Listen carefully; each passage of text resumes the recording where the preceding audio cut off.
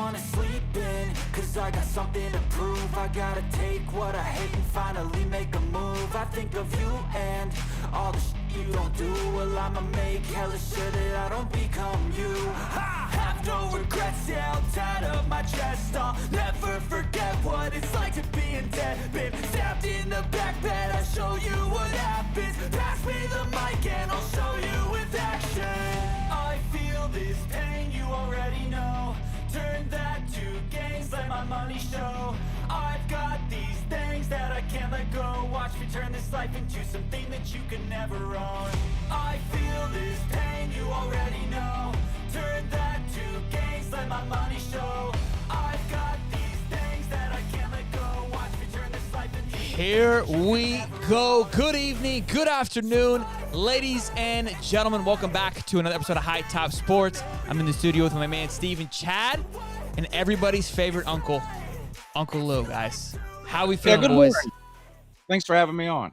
No, thank you, Uncle Lou, for gracing us with your. I know, look, you've been on your parade after back-to-back championships, so for you to take a minute to hear us out and allow us to chit chat, it means a lot. It means a lot. Yeah.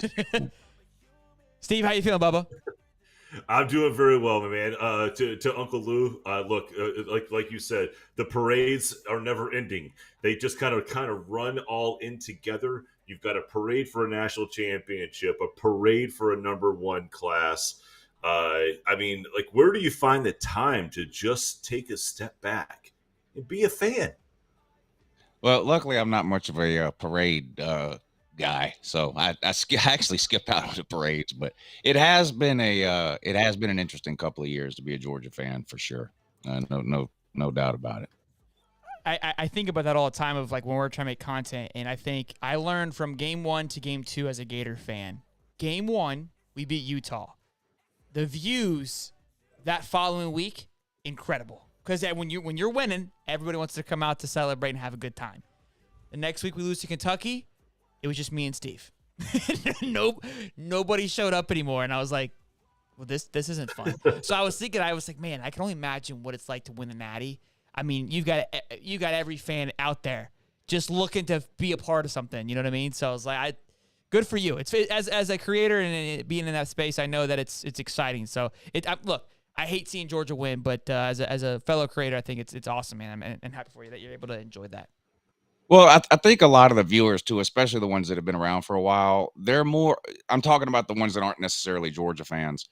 They're willing to put up with me pounding my chest and bragging a little bit because they've seen me on here when we were losing to Vandy and losing to Georgia Tech and, going 7-5 and just kind of fluttering through the season. So, they've seen me kind of put the work in over the years. It's not like I just showed up when Georgia started winning national titles. Sure. I mean, they've seen me in some of my lowest points on here, breaking TVs and yelling and screaming about ridiculous losses. Fire this coach, fire that coach. This player sucks and that player sucks. So I think they're a little more forgiving in terms of letting me kind of have a month or two after last season and now after this season to kind of brag and beat my chest because they gave it to me for a long time on that channel when Georgia was busy losing. So now that Georgia's on top, it's only fair that I return the favor. I couldn't agree more. Can you do me again? I don't know how many Gator fans are going to listen, okay? But you've seen it. You've seen the bottom, and now you've seen the top. There's something special about being at that bottom and appreciating, licking the barrel for a little bit, because when you do finally get to where you're at right now, it's a pretty damn good feeling. Can you just tell everybody relax and enjoy the process? Because when you look back at it, look, those were the fun days. That's when Uncle Lou was really born. Am I right? Yeah, and they're. I got an email from a lady, I don't know, a month or so ago, whose son had been watching Uncle Lou for a while, and it was his 13th birthday. He was turning 13, and she wanted me to do a little video birthday message for him or something. And in part of the video, I told him, I said, look, take it from me, an old man, 44 years old. Enjoy every second of what Georgia is doing right now. He's only 13. I don't know when he started paying attention to football, but let's say he was 8 or 9 years old. He's been watching Georgia win 10, 11, 12 games a year his entire football watching life, and now 2 national titles. And in the video, I told him, I said, look, It's not going to always be this way. So enjoy it. There will come a time where Georgia misses a bowl game. It's not likely to be next year or the year after, but you're 13. It's going to happen in your lifetime. Georgia's going to have some bad seasons. So enjoy these good ones. So, yeah, it is harder for someone like that 13-year-old to truly appreciate as a Georgia fan what they've done the last couple of years, because they haven't gone through any of the last 40 years. I've gone through I was 2 years old in 1980. I don't remember anything about Georgia in the late 70s or early 80s. Nothing. I knew nothing about Georgia.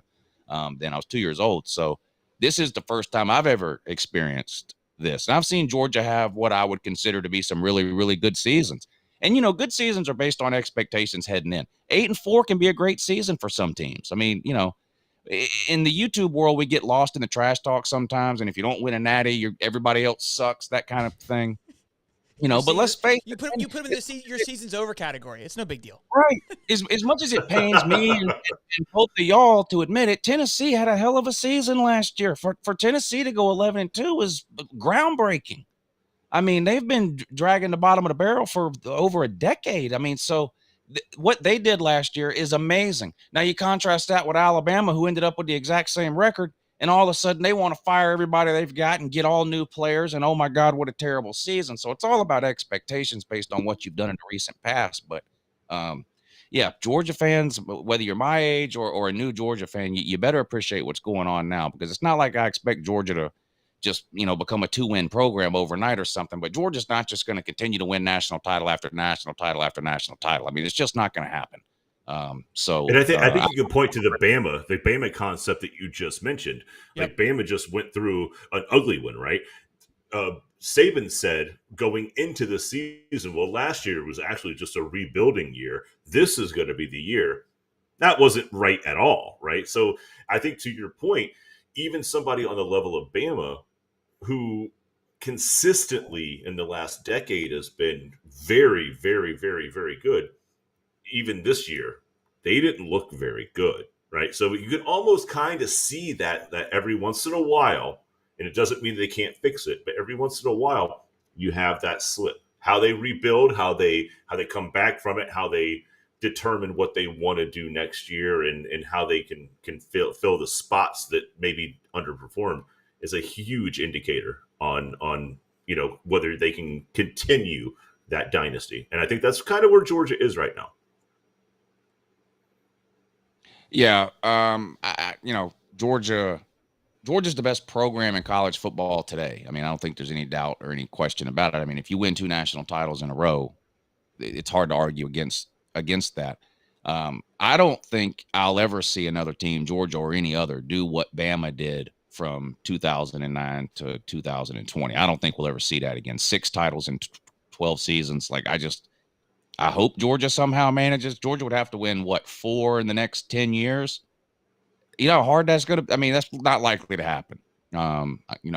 So as far as, like, I know everybody wants to compare Georgia to Bama. I don't like to do – I mean, I think what Bama has done over the last 15 years is one of the most impressive runs in sports history, never mind just college football. I mean, the college football is in its heyday right now. The SEC – Bama dominated all of college football in the SEC, while the SEC was the most dominant conference in college football. So it's not like they were running through the Pac-12 every year and then getting lucky and winning the playoff game. No, they were dominating the best league in football for a decade and won half the national titles over a 12-year period. I don't think that'll ever be repeated.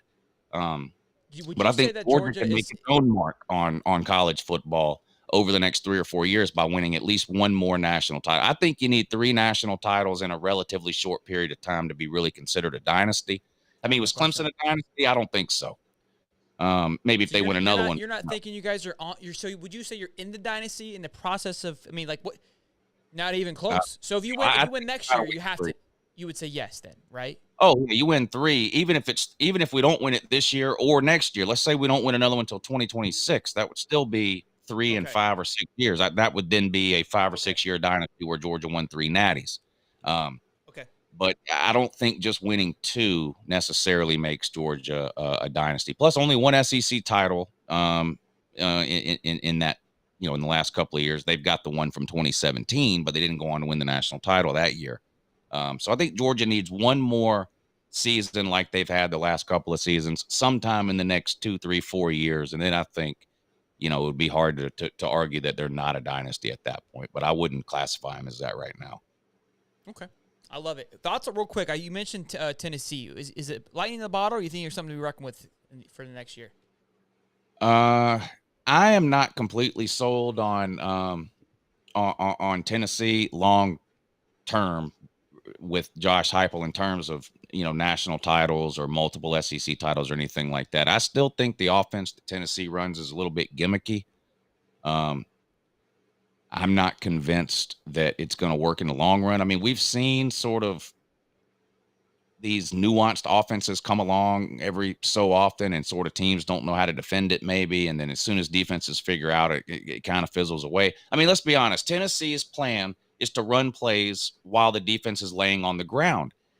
Now, I'm not saying there's anything wrong with that, but if defenses figure out how to get up off the ground before they snap the ball, Tennessee's got a problem. I mean, Tennessee can't get a first down against Georgia. Never mind beating them. I mean, they scored 13 points last year. The year before, I think they scored 17. They've scored 30 points in 2 years with Josh Heupel against Georgia. Now, I know Georgia's got a great defense, and that's not going to translate to every other team Tennessee plays. But it's not like Tennessee is out there beating people with talent. It's scheme, and there's something to be said for that. I don't want to take anything away. I'm just not convinced that Tennessee is like on a Bama or a Georgia or a Clemson or Ohio State trajectory. All of those programs were built through recruiting, not through a gimmicky offense where you're trying to snap the ball while the defense is still laying down from the play before. I mean, that's Tennessee's philosophy on offense. Let's snap the ball while the defense is still on the ground and see if we can catch it. Sure. I mean, that's what they do. And when it works, they beat people 60-10, Sure. When it doesn't, lose. They were 130th last year in time of possession. They're not winning any national titles with a stat line like it's not going to happen. Not going to happen. 130th. Correct. You can't expect. I think a lot of people also said Tennessee's defense was horrible. I don't think Tennessee's defense was as bad as the offense put them in a position where they were just constantly on the damn field. Like, I mean, it's okay if your offense is going to score 40 points a game, but if you're going to do it in a manner that you're going to put your defense on the field in 7 plays, you're really not doing yourself any favors at all. I think you're basically asking for more problems than you're winning. And there was a couple of obviously shootouts, with Florida being an example of that. Now, Georgia not, because Georgia just was able to out-athlete them from, their first string, second string, just the depth overall. But if you just look at the Florida game, I mean, that game went back and forth, back and forth, back and forth. Like, guys, can we just hold the ball and have a 4 to 7 minute possession so that we can actually give the guys who are sitting on the bench who have to run back out here and defend an offense just a gasser? Just give them a breather for a minute or two. To your point, I do see where that's not a sustainable level of offense that's going to win you championships, because defense, I think we've all agreed, is really what's going to drive a championship game, a championship win. It's got to be frustrating for Tennessee fans because they have been bad for a long time, and I would classify them as good now. I mean, you don't go 11-2 if you can beat Bama if you're not good. They're good, but it's got to be frustrating because clearly the offense is what's getting them where they're at. So you don't want to change that. But then on the other hand, with the defense, how do you know if the defense is bad or not? Like, how do you know? Because when they're on the field the stats are going to be bad. The defensive stats are going to look terrible because they're on the field for 40 minutes of a 60-minute game. So how do you fix that? Like, I think that's why they kept Tim Banks as defensive coordinator. Now, the fans didn't like that guy. Apparently, the players, at least one of the players didn't like him either, because wasn't that the rumor before the South Carolina game that Tim Banks, their defensive coordinator, got in a fight with one of the players in the locker room? Anyway, but no one wants that job as defensive coordinator, because how do you prove that you're doing a good job in a Josh Heupel defense? How do you prove that? I don't know how you prove it. I really don't know. The stats are never going to get that much better as long as Tennessee's 130th in time of possession and you're on your defense is on the field for 40 minutes. I don't know. And I just don't think that's sustainable over the course of a season in terms of winning a national title. You're going to run into somebody along the line somewhere that is not laying on the ground when you snap the ball, and you're going to have a problem. Sure. It'll be interesting to see how it translates into next year. Like, I think, and we'll get into Florida football here in just a minute. And look, that's a game that I'm on the calendar playing at UF. To me, it's a very winnable game, especially with the transition from both teams. So we'll see how it plays out. But I want to talk about with you really quick before we get into Billy is Bobo the Clown. So Georgia, made a move. Obviously, losing your offensive coordinator, and you guys move on to Mike Bobo. Figured I'd give him a nickname since Billy's got a nickname now, and I want to get your thoughts on it. Obviously, I'm going to have my take on it. I'm excited about it as a Gator fan. I feel like we're back. Georgia is now on the slippery slope. And we're going to talk about quarterback room, too, because you tweeted at me the other day and said, who's at quarterback? Not realizing that we had the Heisman back there. And I'll let you explain yourself here in a minute. But tell me what your thoughts on Mike Bobo. Well, my main problem, a program like Georgia should have a national search for a position like offensive coordinator. That, to me, that's number one. That doesn't mean that's not an indication of how I feel about Mike Bobo. That's where I start. Okay, we need an offensive coordinator. We've won back-to-back national titles. We're the best program in college football. Go get the best offensive coordinator. I don't care where he is. What are the odds that the best offensive coordinator is currently an analyst in an office somewhere on campus already? Not very high, because no one else has been offering Mike Bobo a bunch of OC jobs. Now, I'm not saying that to say that I think Bobo is going to be terrible. He did some good things when he was offensive coordinator at Georgia before. I mean, he scored 40 points a game with Hudson Mason. Nobody even remembers who the hell that guy is. I mean, so he's done some good things. He failed as a head coach. He failed at Auburn as offensive coordinator, but anybody would have failed last year at Auburn. Sure. That Brian situation was just a disaster from the minute he was hired. So that good or bad, you can't hold anything against or give any credit to Bobo for anything with the Auburn deal. That was a sinking ship from the moment he was hired. Sure. My issue is that I think Georgia should have went out, and if it ends up being Bobo that we hire, fine. But it seems like it should have been a national search. I mean, Georgia fans made fun of Clemson last year for promoting Brandon Streeter, a guy that they didn't think deserved the job, but he went to Clemson. He played for Clemson. He's been on the staff. He's a Dabo guy, so let's just promote him. Well, that didn't work out. Now this year they go out and they get Garrett Riley. That's a big boy move. I feel like Georgia should have done the same thing. I mean, we're getting to the point where everybody on Kirby's staff played for Georgia or went to Georgia. And, that's good when it works, but I don't necessarily think that should be the game plan. Let's make sure everybody we hire went to or played for Georgia. Believe it or not, there are qualified coaches that went and played other places. So, and again, like that could be something like a recipe for a disaster. And the reason I say that is because there could be a little bit of ego starting to develop with Kirby. Like, it doesn't really matter who I bring in. It's just, I'm here, right? Like the Saban mentality is like, I just need a face to represent the OC coordinator. I got this, right? And also, too, you bring all your friends in, you might run into the Mullen situation where you have a hard time letting them go because now you've created like, hey, we got all the boys here. Let's all hang out. Look, not gonna be honest. That's what I'm hoping for.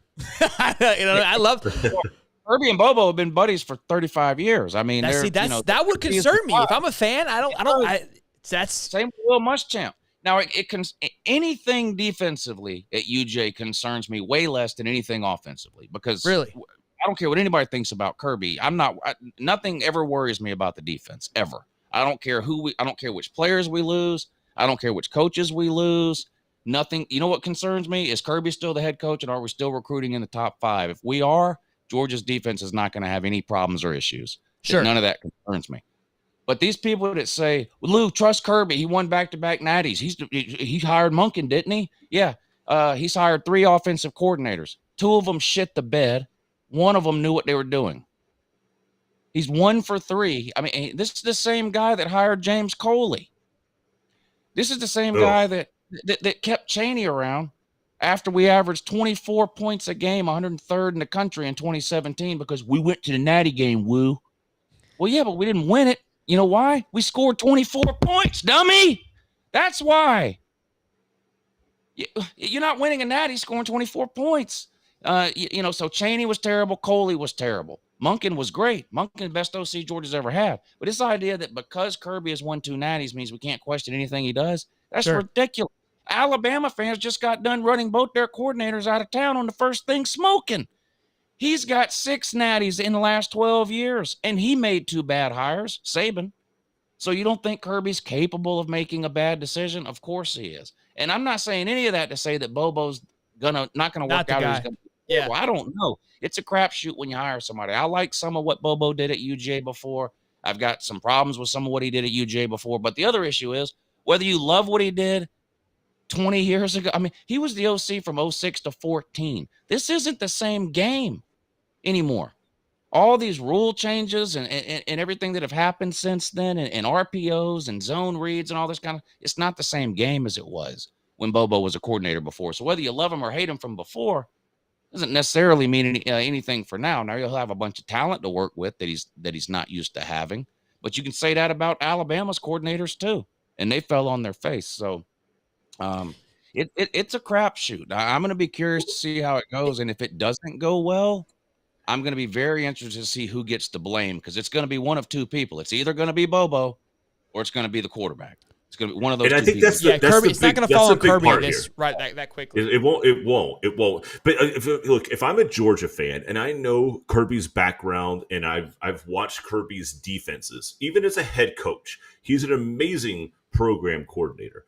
So I'm thinking, okay, look, I don't really care who Kirby brings in as a defensive coordinator, because I think at that point they're just getting a fancy offense or a fancy office, but Kirby's still running this defense. He still has every part of it intricately done. Again, he's a very, very good program coordinator. But if you're bringing in an offensive coordinator, now you're getting out of your comfort zone. Now you're really going to have to step in. And if this guy isn't the right guy, the defensive coordinator, like, who cares? I can fix this myself. The offensive side, this feels like a little bit of a stretch, because statistically, from what Bobo has done, I just don't see how he's qualified for this job. And I just don't know. Hey, so you've claimed for Billy to be over his head. You claim for Billy to be over his head. Would you say Bobo is in over his head at this position? A little bit? I don't know. Well, if he's in over his, he may be in over his head in terms of, does he deserve to be the OC at Georgia? But I mean, we're talking about a guy that's been an offensive coordinator in the SEC and a head coach. He's been a head coach. He's been an offensive coordinator then at 2 other SEC schools. So I mean, he's got the resume to be an SEC offensive coordinator. The question is going to be, is he good enough to be an offensive coordinator? I mean, there's a lot of people that can drive a Ford Taurus, but if you give them a Lamborghini, they run right off the road. So let's he's been driving a lot of Lamborghinis when he was an offensive coordinator at Georgia. Kind of. Yeah. Look, let's look. This is the same guy that had Matthew Stafford, Noshawn Moreno, and AJ Green on the same friggin' team. Couldn't win a division. Sure. When he was in Georgia, yeah. With Mark Richt. Aaron Murray, the all-time SEC passing leader. Aaron Murray couldn't win an SEC title. And that was all Bobo. Bobo was there for all that. So the highlight of Bobo's coaching career is being the quarterback's coach of David Green in 2002. I mean, that's the highlight of his coaching career, really. So let's This is a big risk because Georgia's never going to have more clout than it has right now, ever. Sure. Kirby, if Kirby knocks on your door and asks you to be offensive coordinator, it is hard. It would be hard to say no. It would be hard. I don't care who you are. It would be hard to say no. And the fact that he didn't knock on a single person's door does concern me. I mean, it seems to me that this was, the plan all along. I'm not, if Monken leaves, we'll just promote Bobo. No need to even go out and look or do anything or whatever. And that's what happened. And very, very tunnel vision. And again, the ego could be in check. So I want to transition because we're on a little bit of a burner here with the coaches, and again, being over his head. You commented, this is kind of where this sparked from. You keep saying Billy's over his head. And there is some Florida fans that feel that way. The Sunbelt Billy has now made it away from Georgia. It started to trickle down like a virus, and it seems to have landed here in Gainesville, Florida.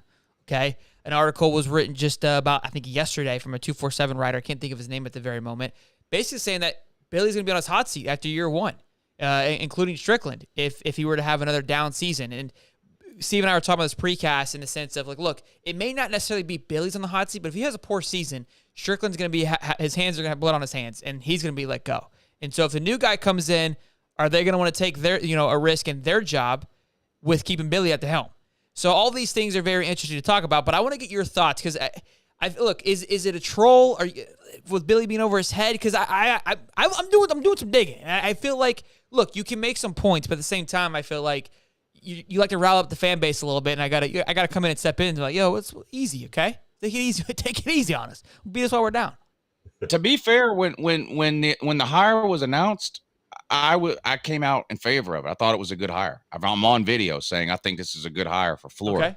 My mind has been changed by what I've seen since he got there, which Okay. is nothing. The guy's done nothing. He had a worse start to his SEC record than any Florida head coach since the 70s. What, 1-4 or whatever it was. The recruiting is no better than Dan Mullen. And that's the sole reason Mullen was ran out of town.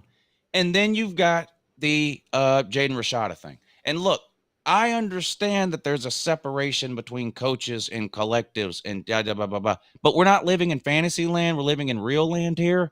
If you think the collective doesn't know which players the coaches want and that the coaches don't know how much money is being promised by the collective to the players, it's just not true. So, and even if it is, even if Billy didn't know anything about it, it's such a bad look. It's just a terrible. I mean, y'all were the laughing stock of college football for a month. Sure. Over the Jake Rashada thing. And losing that one player in and of itself doesn't make or break a program. It's the way it looked. It's just, some of the losses he had. I mean, losing to Vandy, another performance in the bowl game where you don't even try. I mean, this was Dan Mullen versus Oklahoma all over again. This year with Oregon State. You go out, you try to get Grayson McCall. He'd rather stay at Coastal Carolina than go there. Wow. Okay, Wow. all right. Let me go. Bring in Graham Mertz, who's the sole reason Whoa. Okay, go ahead. that Wisconsin is hiring. Graham Mertz is the reason Luke Fickell now works at Wisconsin. The guy is horrible. Okay. He's terrible. All right, here we go. Oh, this is gonna be fun. This is what we got going. So recruiting, I disagree with that Mullen recruited, or that Billy is recruiting worse than Mullen thus far. The value of player is better what's been brought in thus far. That is a known fact. Yes, were they finished? Sure. And the Rashada situation had a part to do with that because our rankings dropped.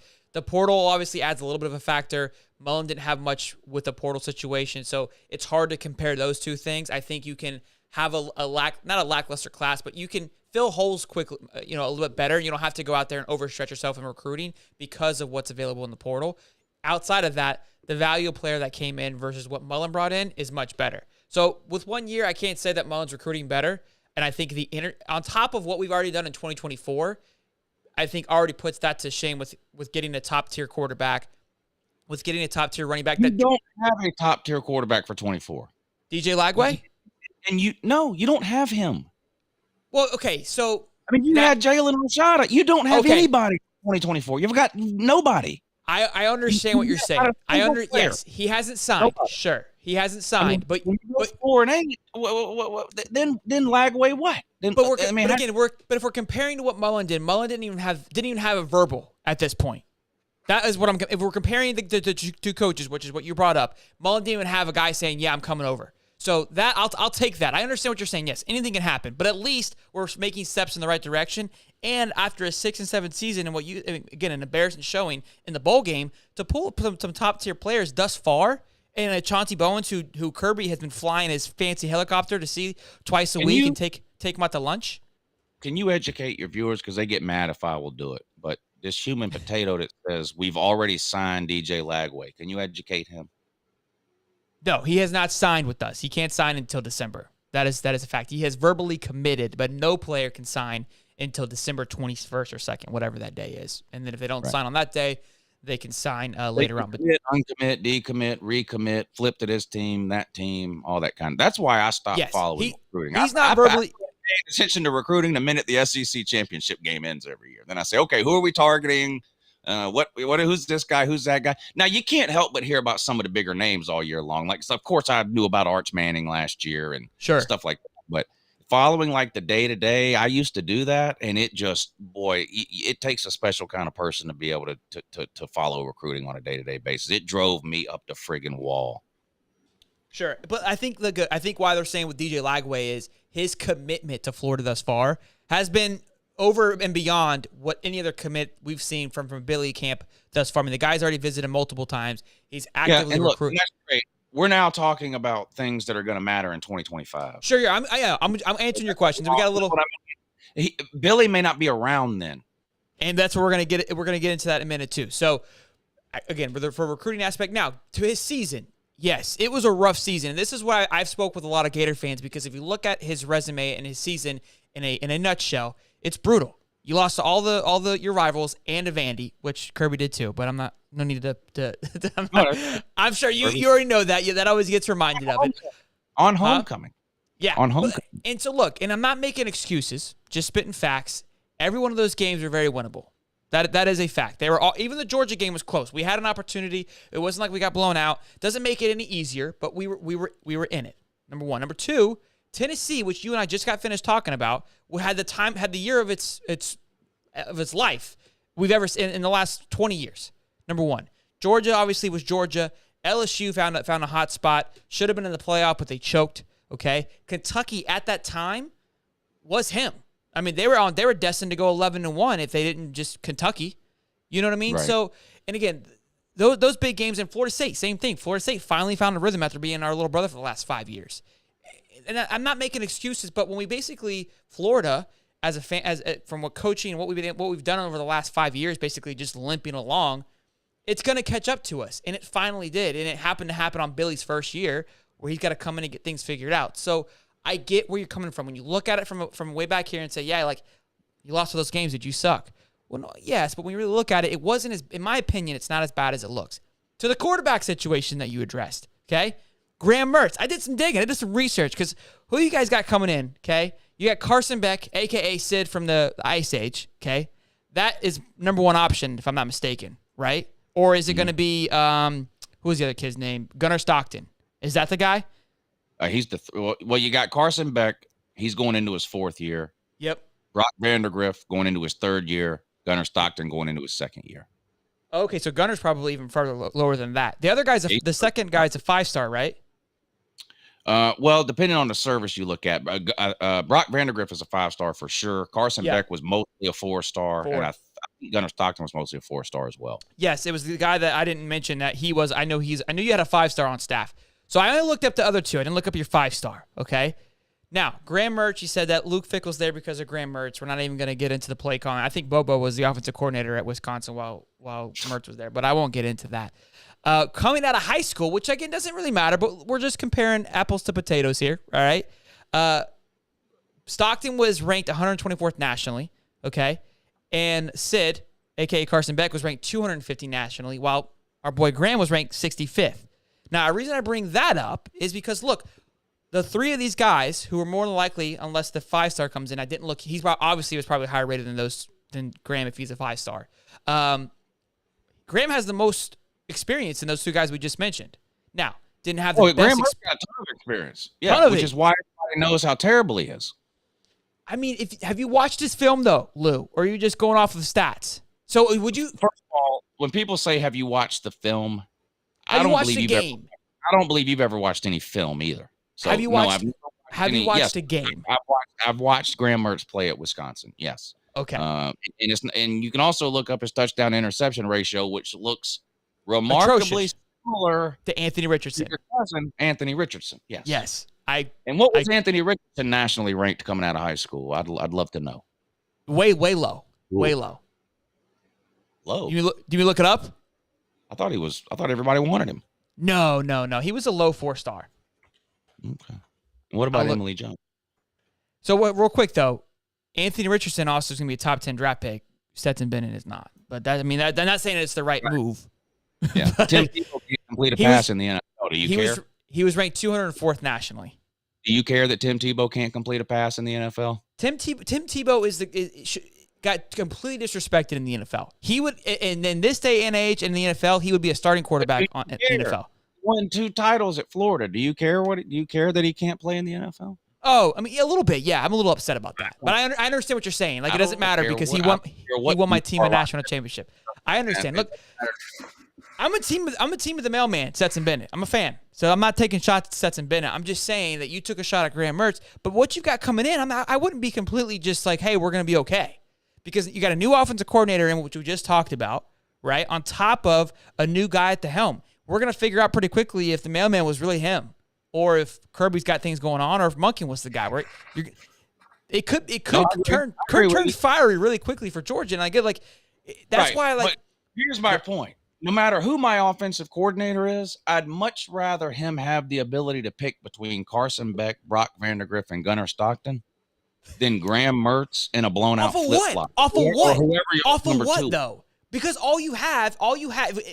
Hold on, let me go. No, Graham Mertz shit the bed for 2 years, bro. He is horrible, my dude. But the other guys, you have nothing.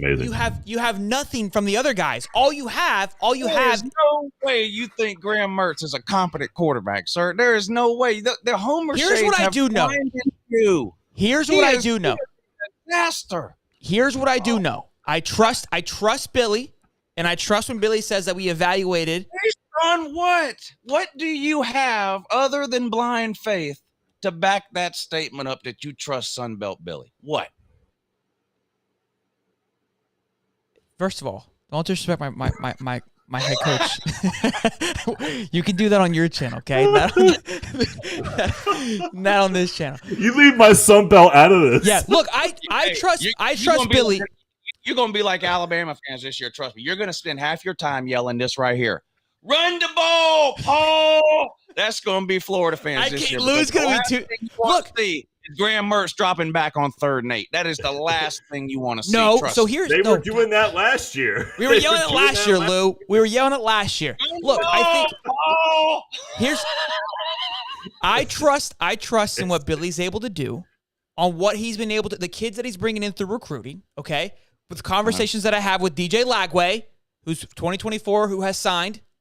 Just kidding, right? Again, hey, I asked him, hey, what was your reasoning for coming here? Okay, now you can say that kid doesn't know anything from either because he's just a young high school kid. I disagree, but I know that's where you could go, okay? And he goes, look, he sat me down, here's what we went over. I think the Anthony Richardson situation was a unique one, okay?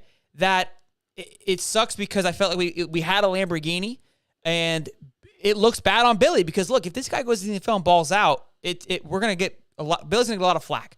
I think it was a weird situation that both guys didn't have enough time, and Anthony was trying to figure stuff out and was kind of in it for himself, not in a negative way, but he saw the writing on the wall. Like, I'm not going to be here forever, and next year I'll probably lose a quarterback competition because I'm not going to fit into this system.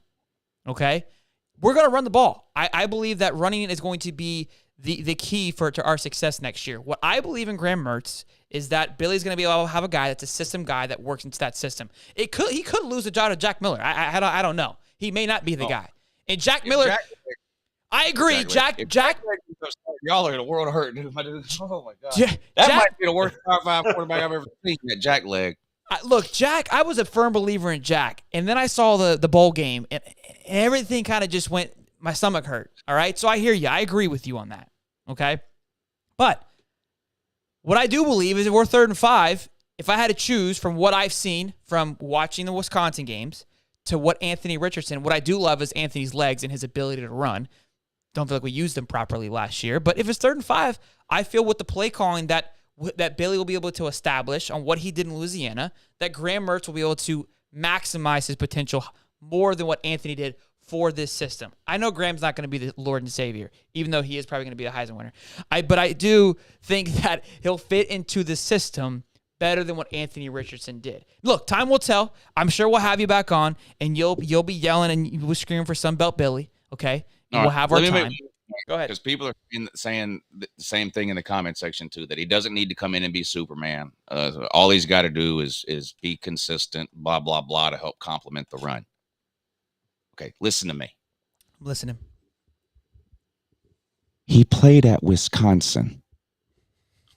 All they do was run the ball. Is run the ball. And he could not complete a pass to his own team. So as good as Florida's running game is, and I like y'all's running backs. I got questions about the offensive line, especially after watching that bowl game, but I do like y'all's running backs. But so y'all don't run the ball as well as Wisconsin. I mean, nobody runs the ball like Wisconsin. I mean, they've got 19 NFL offensive linemen and 2 NFL running backs every single year. Their problem, as long as I've been alive, has been what? Quarterback play. And Luke Fickell shows up and looks around and goes, "Hey, dude, pack your shit, buddy." You ain't it. I mean, he did the same thing Dion did. It just wasn't recorded. Hey, I'm bringing luggage in as Louis. So I was Wisconsin. absolutely shocked.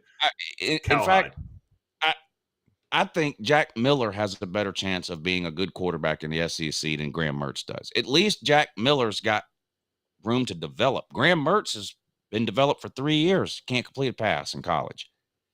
With Jack Miller, at least maybe there's hope he could potentially get better. But I know what Graham Mertz is. I've seen it for 2 years, and it's not any good. I don't believe the Wisconsin running back room was. I agree with you. They've and for their history, that's usually what they're known for, is running the ball. I don't believe their 2 years with Mertz there was the case. I could be wrong, but yeah, Braylon Allen or whatever his name is, the guy's got 2,000 yards. I mean, you run the ball 30 times, you're bound to get 2,000 yards. Look, I believe. Look, and so to answer your question, I don't believe Billy is over his head. I think the fact that this article is being written that he's on the hot seat after 1 year is a bit dramatic. I really do. No, like he's not getting fired this year. I'm not even willing to say that he's not getting fired. No, I do. Yeah, think he's getting. I saw that article and I was like, that's insanity to me. Like that's way too soon. Something off the field related. Yeah, it would have to be something weird like the McElwain situation where he made up a fake death threat, or it would have to be something really weird. It couldn't be. I mean, Florida could go 4-8. He's not getting fired. But Sure. next year, next year maybe, but not this year. And you make an interesting point that I didn't think of about the athletic director situation at Florida. You know, for a long time, Florida had the best athletic director in all of college sports. What was his name? I'm drawing a blank now, but Jeremy Foley. Jeremy Foley. Yeah, Oh. he was the best athletic director in the country. I don't know who y'all got down there now, but he's not making anybody happy. He's driven the basketball program into the ground. The football team can't win more than 8 games a year. And you make an interesting point. If he gets fired and a new athletic director comes in, the one thing an athletic director wants to do is handpick the football coach. That's going to put a lot of pressure next year on Billy Napier if, like you mentioned, that athletic director ends up getting fired before the 2024 season. That's something I hadn't even thought of. Now, if Billy Napier goes out and wins 9+ games this year, then all this is off the table. Sure. He's not, you can forget it. But if he wins anywhere between 5 and 7 games this year, I think there's going to be a lot of pressure on him next year. And for those people that I know that's going to kind of rile people up of like, why does the AD matter with the head coach? It's just like a business. The AD is basically a new CEO that's going to be coming in. So they're going to take a look at their sales managers first, and that's Billy. And if things aren't running like he think he should be, Billy's not his guy. So Billy's going to be the first that gets his head chopped, and they're going to move on because he's coming in. The reason why the new guy's coming in is to fix things, and he can't have a first bad year either. So, like you said, if it is a 6 and 7 or 4 and 8, and we get a new athletic director, then yeah, that's where I would be concerned. But to call for Billy's head, there's no way he's going to go anywhere after 4 and 8. Now, if he goes 4 and 8, that's where Strickland's job is going to come into place because they're going to be like, okay, well, it looks like you made another bad hire. We're going to let Billy go in 1 more year, but you seem to drop the ball. With basketball seems to be doing too hot, which we should be. And Mike White's doing pretty well in Georgia. Okay. And now we've got Billy coming here going 6 and 7 and now 4 and 8. What's going on? I don't think we go 4 and 8. That's my thought on it. I think correct me if I'm wrong here, Lou, because we were going back and forth about this where we were on a call-in show, a bunch of Gator guys calling in. And I said 10 and 2. That's me being extremely optimistic. I'm fully aware of that, right? College football, in my opinion, is year to year. Because of what just happened with Georgia. You lost your offensive coordinator, quarterback, and everything right now is like, what's going to happen? You could very well go 8 and 4 next year. I know that sounds crazy because of what you've been able to do the last few years, but it's not as far off as what it may sound like, right? So I said the Florida-Georgia game is 50-50. As of now, would you say that it is 50-50? Or am I just being too much of a fan on that? Yeah, I wouldn't put it at 50-50 just because of the overwhelming talent advantage that Georgia would have no matter who the coaches are. But whatever the percentage was of Georgia doing anything next year, in my opinion, is lower today than it was yesterday. Okay. Like even if Bobo is good, he's not Monken. I think Todd Monken, was the best offensive coordinator Georgia ever had, and I don't think best evers are easily replaced the next season. If you've got a quarterback that ends up being the best quarterback you've ever had, it's not likely that the next quarterback is going to be that good. There's a reason whoever you had was the best ever. It's because it's not, most people aren't that good. That's why. So Georgia's a little, whatever percentages of anything for Georgia, I would knock them down a little bit, including the Florida game. The problem with Florida going 10-2 is, even if you want to look at the Georgia game as a 50-50 game, Florida would have to win a lot of 50-50 games to get to 10-2. Sure. And look, I think, but in my opinion, Florida State, Georgia, South Carolina, LSU. I mean, you'd have to, those are Utah, 5 or 6 games right there. Yeah, so you got to win 4 out of those 6 games to go 10-2. Look, the 10-2 was a very stretch. And how I look at it is game 1's Utah. That game is very important. That game is 50-50 because you're coming into, it's the first game of the season. Nobody knows what to expect from either side. The same way it was last year. You win that game, you have McNeese State, no brainer. Then you got Tennessee at home. There's your first 3 games. That Tennessee game, if you believe that you can win that game, all of a sudden you're on a little bit of a burner. You're 3-0. So at that point, right, and I think it's Kentucky after that, you're kind of rolling. Now you're 4-0. Finding 6 wins is not as hard anymore, okay? Because now Mizzou's obviously a lock. I think there's one more cupcake game, so there's 6 games. So now, yes, you have 4 games where you got to win 50-50, and there was 6 games we lost last year that, in my opinion, were 50-50, give or take, that just fell the wrong way. We make some adjustments, fix some things, they can fall the right way. That's all it is. That's all it is. So, glass always half full in February. I mean, someone's got to be, Lou. I mean, that's I got to be. Look, we've talked about this for a lot. I appreciate you playing with me on that one. Let's I don't know how much time you got left, but when you're ready to rock, you just let me know. But welcome to the stream, boys and girls. We got close 160 in here. Make sure you guys show some love, drop a like. Texas and Oklahoma. I think Steve is frozen, unless that's just. I think he's frozen. Okay, I like it. I like the look. Hey, Steve, what's your thoughts on that? He's very stoic. Okay, all right, Steve. So, what do you think about Texas and OU coming to the SEC? Do you think it's good or bad? Interesting. Lou, I'll bring it to you. Texas and Oklahoma. What is your thoughts on that? Are you excited about it? Do you think it's good for the SEC? Bad for the SEC? For college football, where's your head on that? I'm excited about the schedule getting fixed, in my opinion. I don't like the scheduling model we have now. I don't like playing Alabama once every 7 years, LSU once every 7 years, Texas A&M once every. I don't like that. So if they get the schedule part of it right, I think there's an opportunity to have some improvements. We'll play Alabama every other year, play Texas A&M every other year. Texas, Oklahoma, all these teams that normally we play once every 7 or 8 years, we play them every other year. So I'm all for that. I like going to 9 conference games, the 3-6-6 deal. It makes sense to me. The negatives, we're going to lose some games that we're used to seeing all the time. Probably going to lose Florida and LSU. Probably going to lose Georgia and Tennessee in terms of yearly games. Now, you're still going to see these things every other year. That's the most you'll have to wait. The most you'll have to wait to play an SEC team is 1 year. So it doesn't, that makes it a lot easier to swallow. The fact that Georgia might not be playing Tennessee every year. Okay, at least we still get to play them every other year. I don't get to watch Florida play LSU every year anymore. Okay, at least I get to watch them play every other year.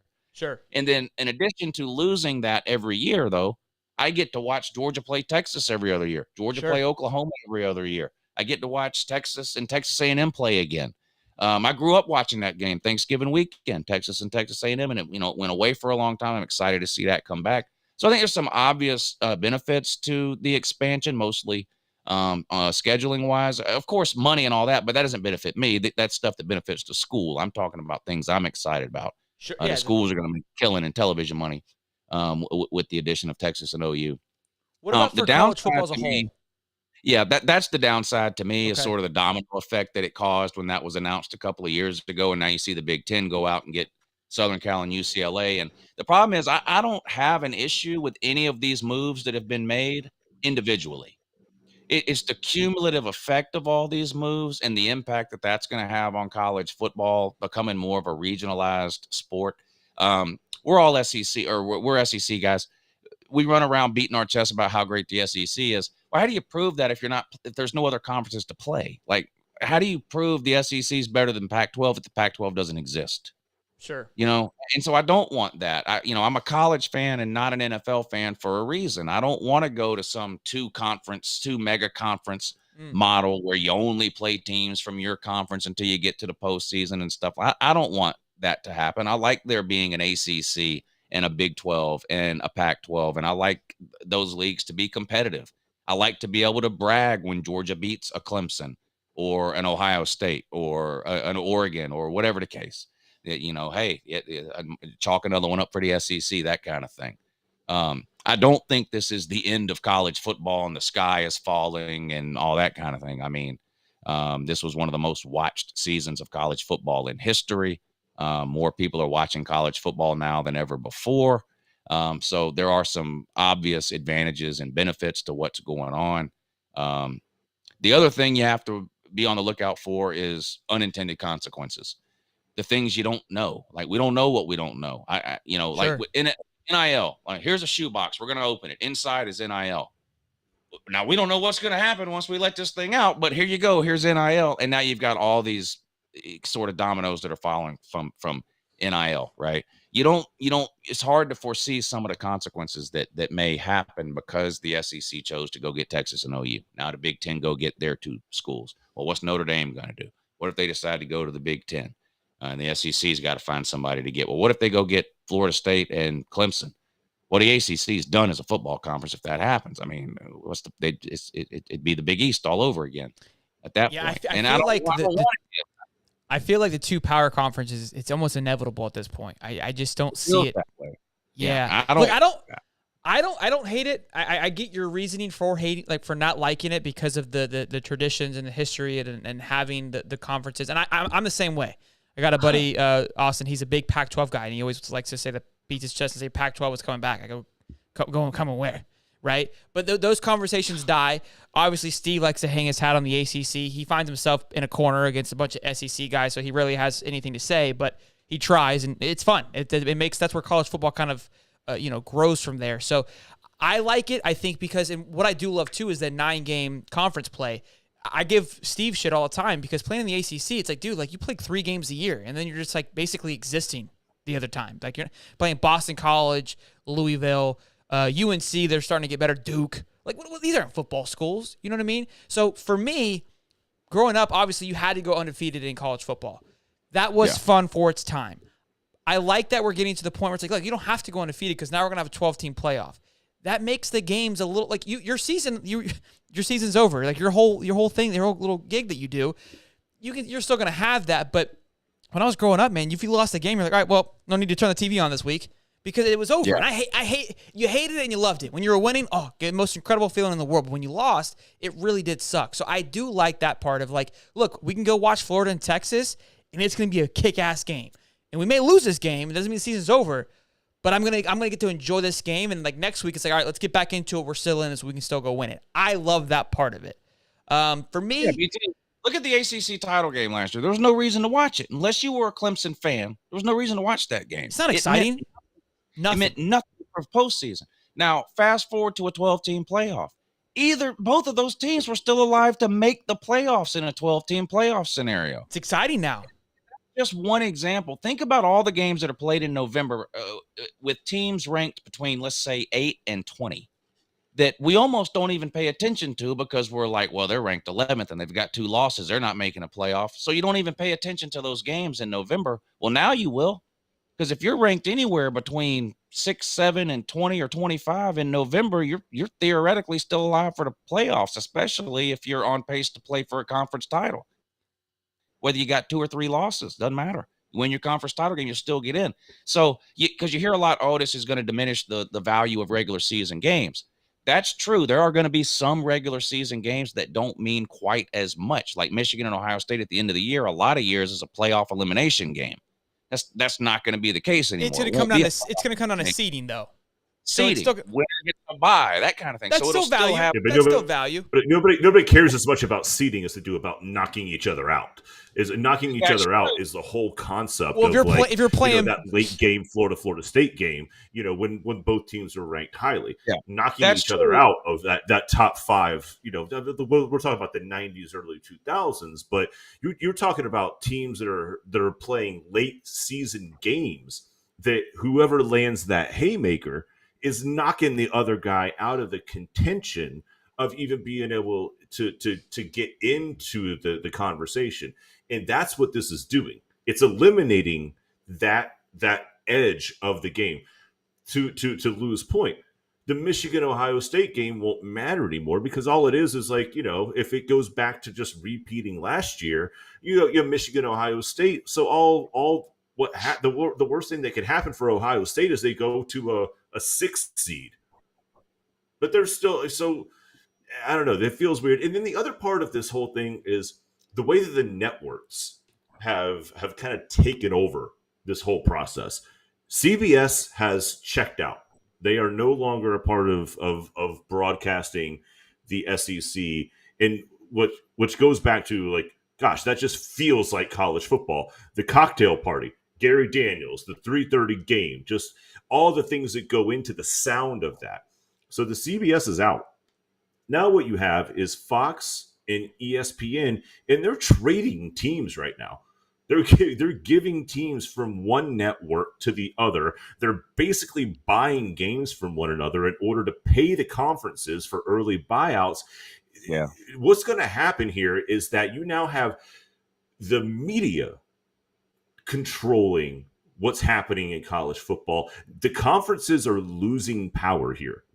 The universities are gaining it in a very, very small increment, but the media has essentially dissected what we're looking at as a college football platform. And if you're not in the Fox umbrella or the ESPN umbrella, you're not going to get that long season play in order to get what you need to stay competitive. So in the long game, you're not going to be able to get into the top 12 anymore. The top 12 is going to be, let's be honest, it's going to be the teams that are under the Fox umbrella and the teams that are under the ESPN umbrella. And they just, whether or not their seeding happens, like based on a Michigan, Ohio State type of situation, that's all it is. They're just playing each other again. In whatever dicey little scenario you want to throw. But you're not going to see like the Cincinnatis in the playoffs. If they get lucky enough to get farther than maybe the scratch of the surface, you're not going to see the TCUs get this deep. You're going to see one Cincinnati in the playoffs every single year. Yeah. Now, TCU, barely. Cincinnati, they'll make it. Barely. The top 6 ranked conference winners are guaranteed a playoff spot. So some group of 5 teams going to get in every year. On the worst seed possible. Probably, and we're going to have home playoff games. We are going to see playoff games played in home stadiums. Like, they're going to play between the hedges. They're going to play in the swamp. They're going to play in Doak Campbell.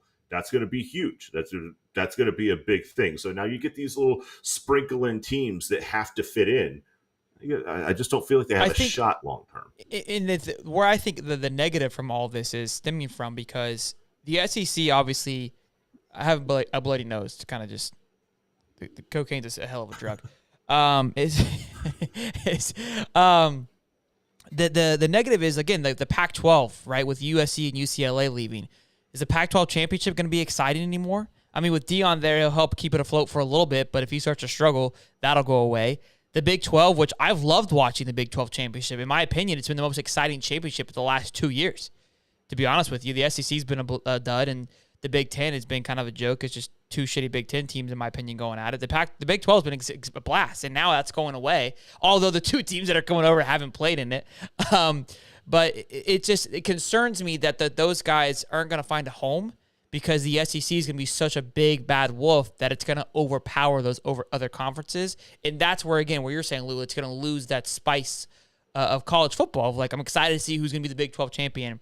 And then, again, if you go to 2 power conferences, right, then you have to go to East, West, North, South, and maybe that's what it turns into versus it being a conference title.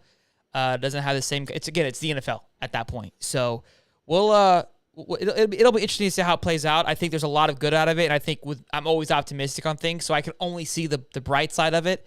And I think once it happens, we're gonna look back like, yeah, how did we not see that this was a horrible idea? So I feel like NIL right now, all of us said the negative that was gonna happen, and there's still things that are coming out now. It's like, wow, that was way worse than I even imagined. You know what I mean? And I feel like that's what's gonna happen in the same thing with this.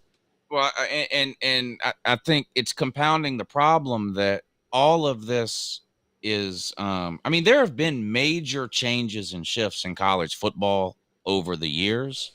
You know, like desegregation, the TV networks getting involved in the late 80s. There's been like landmark things that have happened throughout the decades of college football that were like just like ground shaking things that changed the way we looked at college football. But we've never had like 3 or 4 of those things happening at the same time.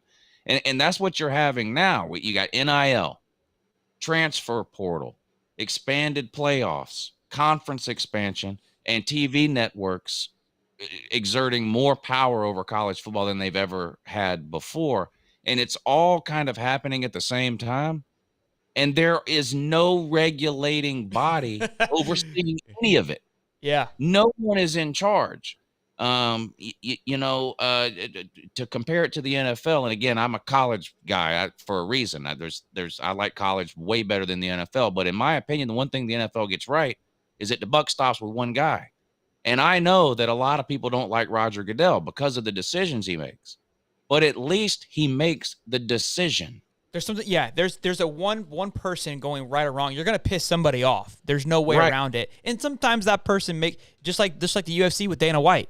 I feel like for the most part he does a great job of managing that animal, in my opinion. A lot of people don't like his outlook on life and his political views, but he's hell of a beast at managing the UFC. Again, he may piss some people off with how he does it, but the buck comes down to him, and he makes a phenomenal decision. And the UFC is just growing like an absolute animal because, like I said, it's one guy. But then you look at the NCAA, and the NCAA, like a team, too many chefs in the kitchen.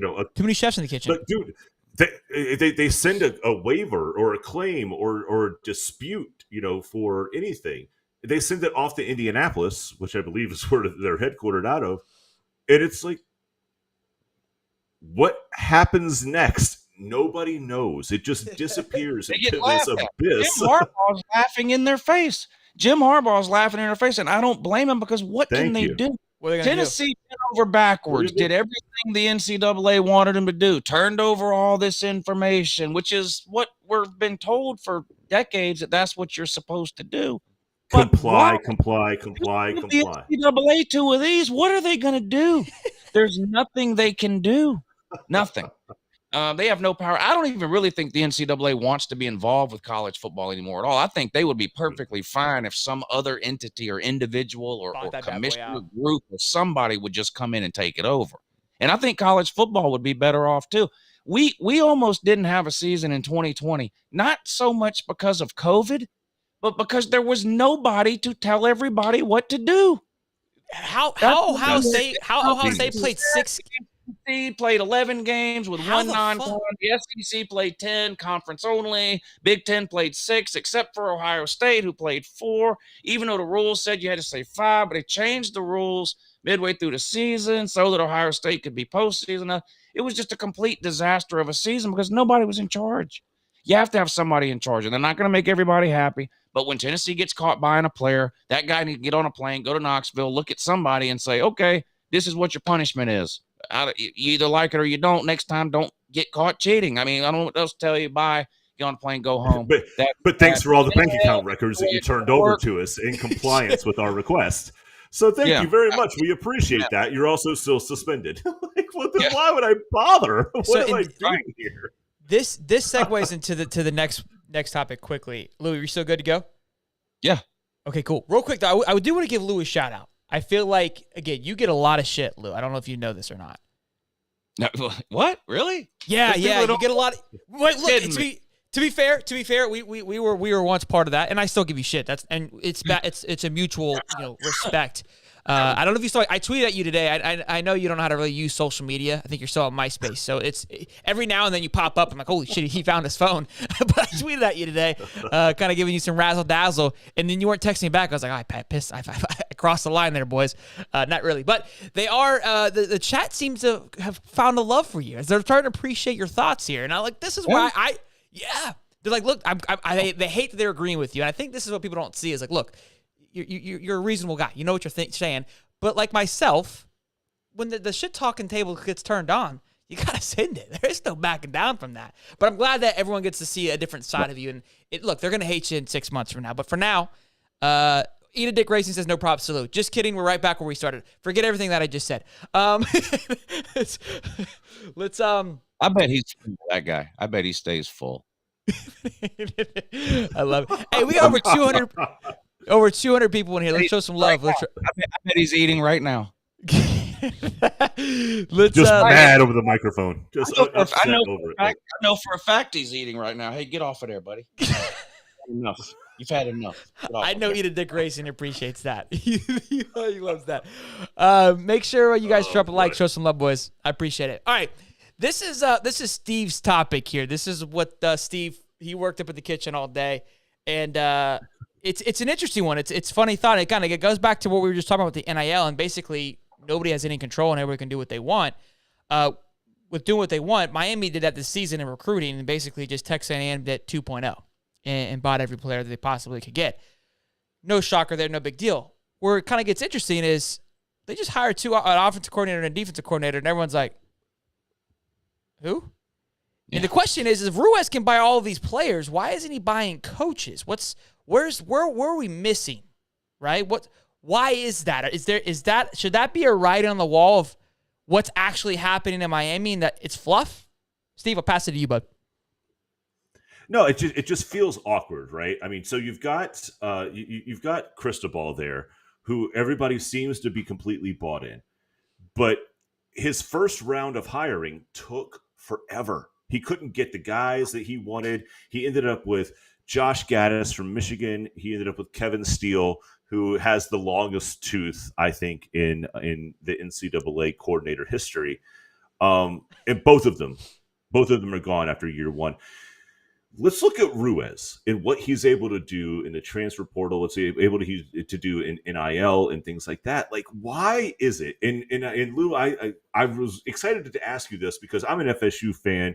You're a Georgia fan. Shelly is a Florida fan. So we get to have this conversation where we can all just gang up on Miami. This is my favorite part of the show. What the hell is going on in Coral Gables? Why is it that Ruiz can outright buy players, but he can't buy a coach worth a damn for that team? Like, what's the difference for that? Well, it could be that the word is out on Mario Cristobal amongst the coaches that he's just not any good. I don't know. Look, Mario Cristobal is a great recruiter. No one questioned that. He was a great recruiter before NIL. I mean, he was getting people to come to Oregon that couldn't find it on a map. I mean, that wasn't easy to do. I mean, Chip Kelly won a lot of games at Oregon, but he wasn't recruiting at a Mario Cristobal level when he did it. I mean, Chip Kelly won games by running a gimmick offense that no one had ever seen before, but Mario Cristobal had Oregon recruiting in a place where they'd never recruited before. So I'm not surprised whether it's NIL related or not, or a mix of the two or whatever. I'm not at all surprised that a bunch of really good high school players are all of a sudden deciding to go to Miami. Like, it doesn't surprise me at all. The questions about Mario Cristobal has always been what happens between September and December, not what happens between December and August. I mean, he can recruit, but he getting blown out by Utah every time he played them at Oregon. And then we saw what happened this last year. And I get that Miami wasn't where they wanted to be talent this past year. Middle Tennessee's really good. No, they're not. They should not be competing. Miami should have blown Miami or Middle Tennessee State, Duke. I don't care what the talent level was at Miami. Mario Cristobal should have been beating those teams. And they keep saying, well, it was his first year. This is not a first-year head coach. There's a difference between being a first-year head coach and it being your first year at a certain school. Would you give Billy more of a pass in that regards? If you're at Oregon competing for Pac-12 titles and you get hired at Miami, you should be beating Georgia Tech, Middle Tennessee State, and Duke in year one. Year one. Sure. They had the best quarterback in the ACC is what we were told all off season. Heisman. Tyler Van Dyke Tyler. on the high. Yeah. I was guilty of it too. The guy was unbelievable the last 6 weeks of the season in 2021 under Manny Diaz. I don't know what Mario Cristobal did to that quarterback room and Josh Gaddis. Now, I was never a fan of Josh Gaddis. I don't know how he won assistant coach of the year or whatever the hell it was he won at Michigan that year. I'll never understand that. Michigan fans didn't like him.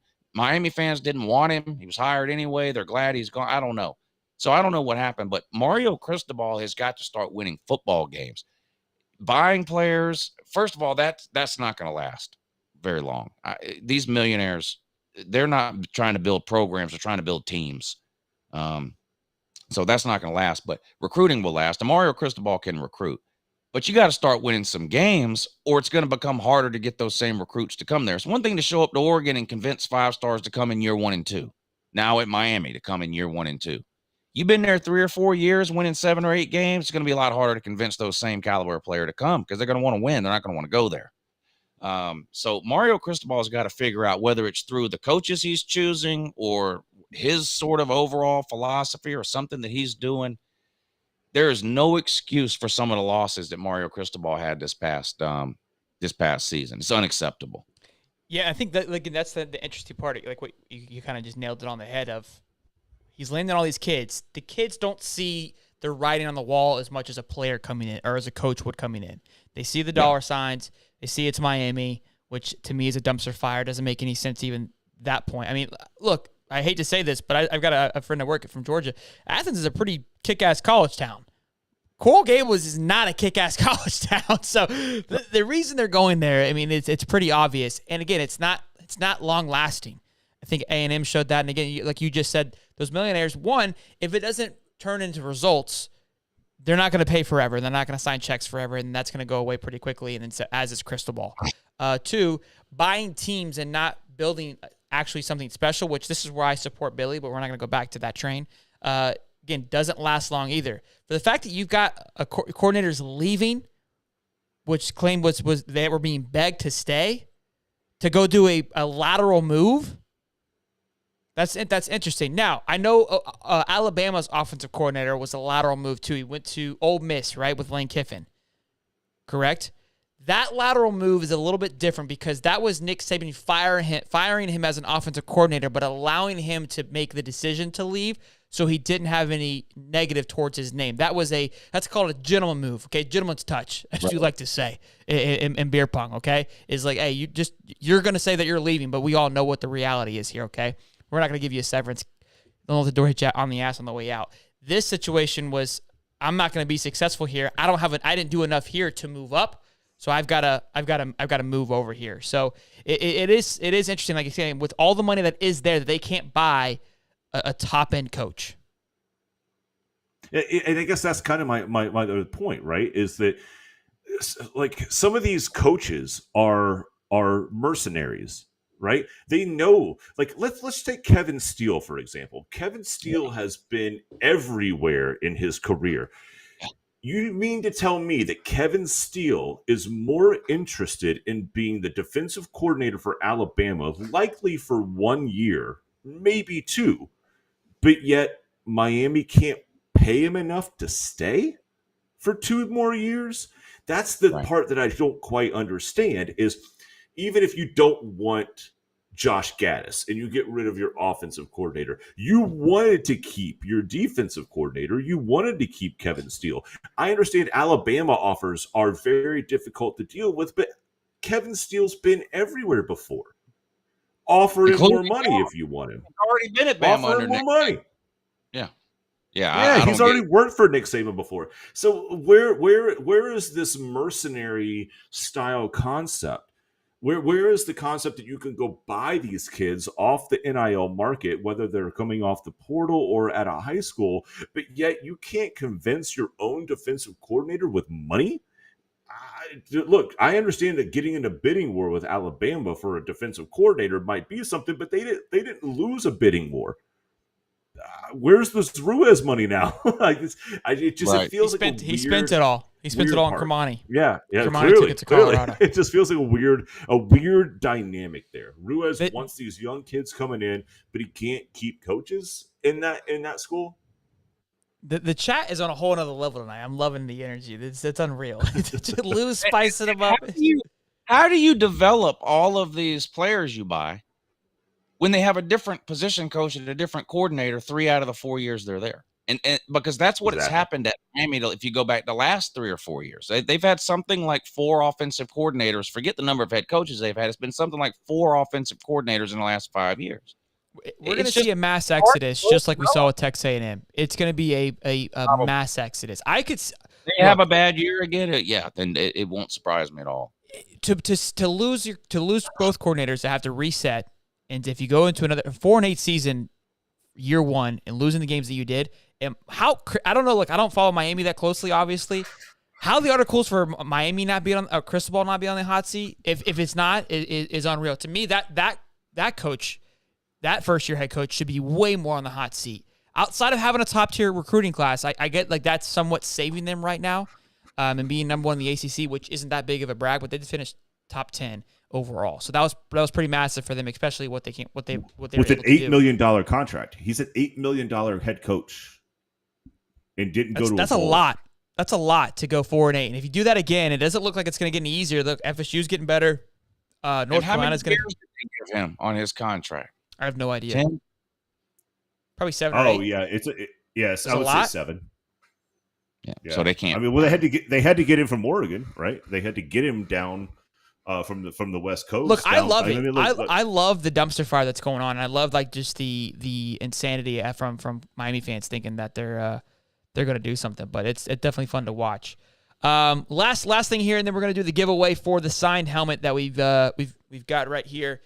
This is kind of just a little fun NFL talk from the Super Bowl, a little conspiracy theory that is starting to pop up over the last 24 to 48 hours. It's called Sodgate. And this is a fun one here, boys. I just want to kind of like, we're going to just chat it up like we're on the back porch smoking a couple stogies, because this is it's an interesting one. The man, the myth, the legend called the Sod Father, okay? This man is 94 years old, okay? George Toma has officially called it quits after doing 56 Super Bowls. Okay, meaning he was the guy that was in charge of the football field, the sod, the grass that these men, ran across during the Super Bowl. 56 of them he was in charge of. But when he wasn't laying down sod for the Super Bowl, he had a home. That home was in Kansas City. So he was a sod father, okay, for the Chiefs. That's where he spent most of his time. I came in an article that he did say he was cheering for the Chiefs when they played in that first Super Bowl against the Niners. And he said, like, and basically Goodell said, hey, you can't cheer for the Chiefs. You got to, split your heart into two here. You got to be even keel. And he goes, if I had 2 hearts, I would cheer for, both, but I only have one, basically. Now, the thought is, well, the field is everyone's playing on the field. Okay? And that's true. However, with knowledge, right, comes power. And I don't believe anybody on the Chiefs team exchanged cleats at all during the game. The Eagles, I don't know if you guys saw the images of them just having just a pile of cleats stacked up because everyone just kept switching it out, was tremendous. And there's some points here. I saw this on Barstool's on PFT, so I'm not going to take credit, like this is my story here, that Eagle players slipped 38% of the time during, I think it was Mahomes dropping back. Chiefs players only slipped 14% of the time. Now, how much of this had an impact on the game? I don't know. It's this interesting situation, especially with Mahomes and the ankle thing. Is it all correlated? The whole NFL is rigged has been a thing the entire year, and now this is coming out.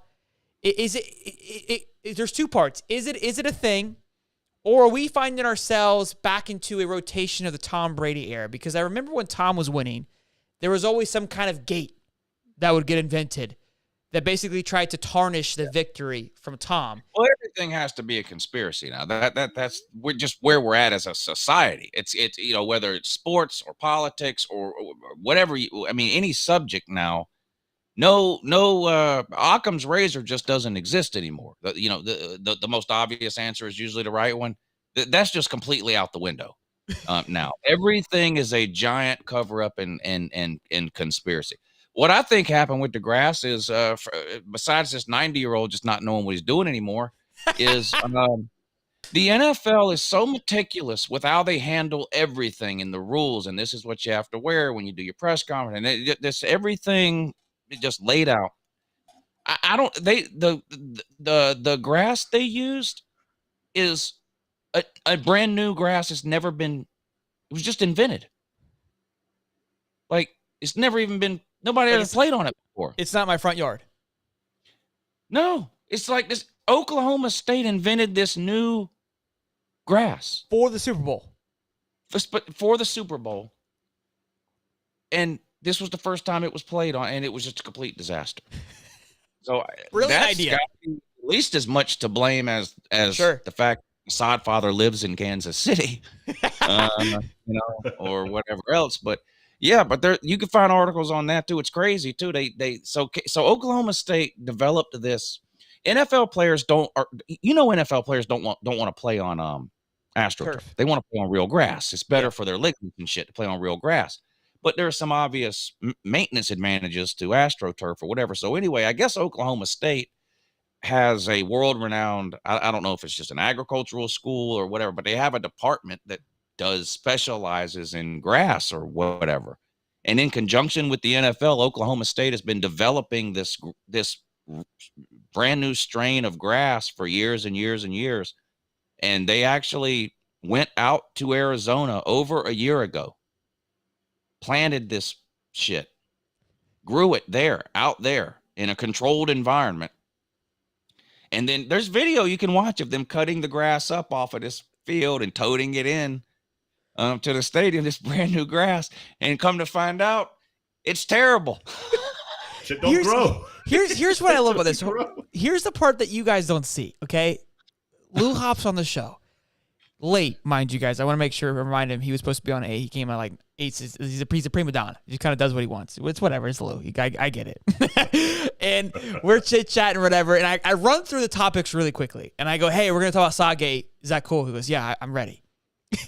Meanwhile, he's got the full-blown history in his back pocket of the grass that was in Arizona for the Super Bowl. I'm coming in here just trying to like have a fun story. No, he debunked it in 5 seconds.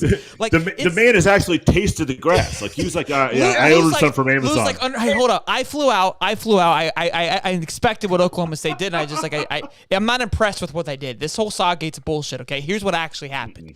Like, what do we? I feel like I don't even. I wore my own cleats. I don't know if you guys saw the new movie Glass Onion. Wasn't happy. Where the guy solves the problem in like 3 seconds. That's what it just felt like. I come in with this grand idea, and then you just solve the whole murder in like 5 minutes. All right, well, I'm done. I'm out of here.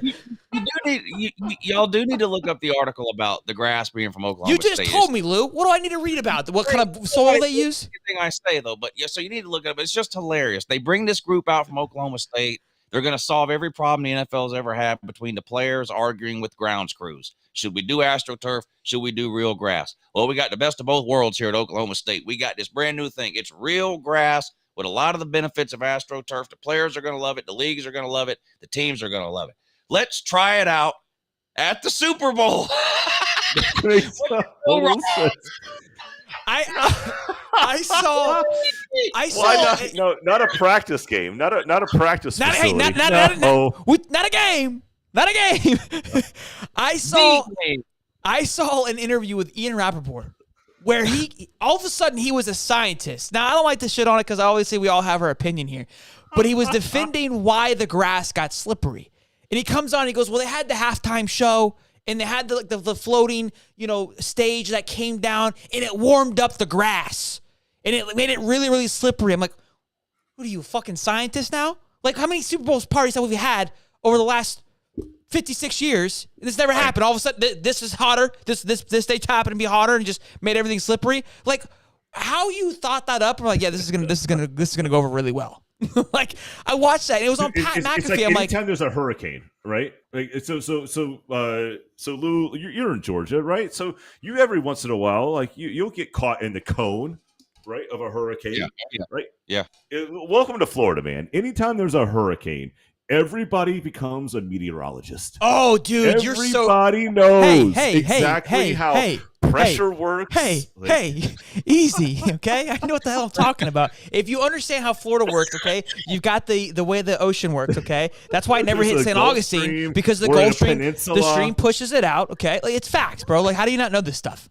That is a little bit. Look, we're looking at mild. We're 18 days out. I'm looking at mild flooding, maybe 1 inch to 2 inches here off of maybe like 40 inches off. The Weather Channel. The Weather Channel say one thing. We're like, no, that's not gonna. They're idiots. They're trying to panic. Look, trust me, guys. It's not gonna happen. Basically, what Lou just did to turf. Well, I got 28 years of experience of hurricanes. Okay, I feel like my resume is a little better than Ian Rappaport on heating up grass with stages. Okay, I think I've got a little. I still feel like Lou's explanation is better. Jim Cantore came to Augusta one time. We had an ice storm here. It was like the biggest thing to happen here. Like everybody was on Facebook, like, I just seen Jim Cantore at the Circle K on the corner of whatever road, you know.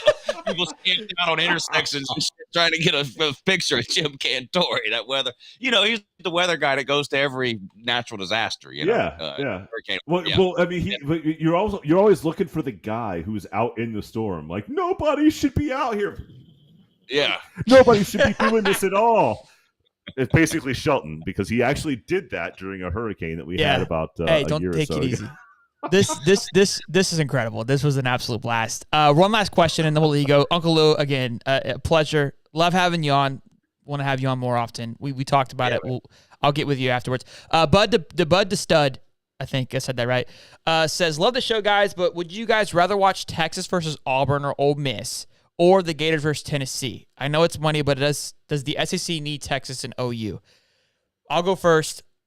Look, Gators versus Tennessee, that's a tough one, but I'd rather watch Gators versus Texas than Mizzou. I'd rather watch Gators versus Texas than Texas A&M. I'd rather watch Gators versus Texas than Vandy. So Tennessee, I mean, you're taking the dog versus the dog, but Texas versus Auburn over Ole Miss? Yeah, I would. Look, Texas to me is college football. Like, they hold their own identity. Oklahoma, not as much, but when they had the Mayfield days and stuff like that, yes, they were exciting, but they're not what they were. That's my answer. I'll say this. So if I have to watch Texas OU, like old school Red River shootout, like, you know, the big rivalry, like essentially for you know the you know, their conference, it's the equivalent out there. It's not the same for us, obviously, but it's their version of the cocktail party, right? There's a fair, right? The stadium split down the middle, like they're all chanting back and forth. I mean, if I had to look at it, I'd say I would rather watch, Florida, Tennessee, Florida, Georgia. I would say I would watch Oklahoma, Texas over Florida, Tennessee, but I don't know if I would watch anything over Florida, Georgia. Just because I've been inside the stadium, outside the stadium. But OU, Texas is a big one. You're reaching. Florida, there. Tennessee, yeah, a little bit. But I would watch Georgia. Texas OU over Georgia and Tennessee. But Florida, Tennessee is a special one, bro. That one's tough. It is. It's tough. That's a tough one. Georgia Tech, that's a big one too, Uncle Lou. You guys get rowdy for that one every year. Georgia Tech. Fucking A. Look, like how do you, like, literally your last game of the year is an absolute joke. I'm going to explain this to you in a way even you can understand it, okay? It's not Georgia's fault that Georgia Tech's a disaster. Fair enough. Just like it's not Florida State's fault. Oh, no. That Florida is a disaster. Shut up. Shut the hell up. Thank you, no. I'm sick of Florida fans blaming Florida State. Look, leave Florida State alone. It's not Florida State's fault that Florida's in the trash can. Florida State can't help that Florida's bad. Florida State Fuck you, Holly. Fuck you, Holly. He's blushing. Played Georgia Tech. I love it. Hey, you better enjoy the cocktail party this year. I know you're a big fan. I tried to tell you when I came on during the season, but you better enjoy that game this year, buddy. If you like it in Jacksonville, you better enjoy it. You better go because you think it's done? I think this is the last year. It might be with all the movement. Now I can see why the contract. Oh yeah, true. Maybe on the last leg. Gosh, a lot of traditions going on the drain, boys. But look, I mean, you got to cry that be happy that it happened and to make room for new tradition. That's just part of life. I think it's just it sucks when you're part of the transition, but 20 years from now, like this is way. Look, for me, I'm a huge Braves fan, and growing up going to Is this the same thing? Maybe, maybe not. We'll see. But going to Turner Field, I loved it. It's in the middle, right in the middle of the city. Just kind of just really just reeks baseball, right? In between all those like the houses and everything. Old crappy shit stadium that you loved. You didn't care, right? Like that's what you went to baseball for. They moved it to Cobb County into the Battery. And I remember I was like, this is going to suck. I'm going to hate it. Showed up. The most incredible experience for a baseball fan that you could ever imagine. And so glad that it's not at Turner Field anymore, because when they went to the World Series this past year, I was able to go and experience in a way that I would never have been able to experience if it was at Turner Field. So new traditions are meant to come around, and usually there's good out of it. There is always, the negatives, but we'll see how it goes. But Uncle Lou, man, dude, this was an absolute blast. This I think it went way better than I could have imagined. And that's why it's new traditions. So guys, we have Uncle Lou on here more often. Maybe you'll start to love him a little bit more. Maybe not during the season, but right now you will. Wednesdays are a good day. I don't know if do you have like a set schedule, or do you kind of change it from week to week? I don't know. It doesn't really matter. But point is, for me, Wednesdays is usually whenever somebody emails me or calls me or something and says, "Hey, can you come on this show or that show?" I always say, "Yeah, I can come on if it's on Wednesday." Wednesdays are generally the best day for me to do things like this. So we own Wednesdays. Wednesday is our day. Every Wednesday, 8:35, we go live. That's our thing. consistent. Yeah. So we own the day. I'm gonna get out of here, but you could tell them we're gonna be playing some blackjack soon too if you want to. But that would be fun. Yes, we found out that Lou and I are both degenerates when it comes to blackjacks, and Lou apparently would watch us play blackjack, wouldn't say hi. It was one time he wasn't trolling me because he was secretly cheering for me. But he couldn't. I was roasting what I was, in what I was watching. We gotta play black. I'm 1,000% down. I'll reach out to you. We'll figure it out. But we have a giveaway, so if you guys were entered into the giveaway, don't leave. We're just letting Uncle Lou go, so he doesn't have to sit here to watch this giveaway Gator helmet. Uncle Lou, you're the man, bro. I appreciate you. Thank you. I'll text you. Yeah, appreciate too. Shout out to the comments. Talk to you guys later. Bye, Bob. Uncle Flippin' Lou, boys. Let's get to 200 likes. Come on, damn it. Awesome show. Appreciate it, JR. That's a great. Come on, boys. You know what I mean?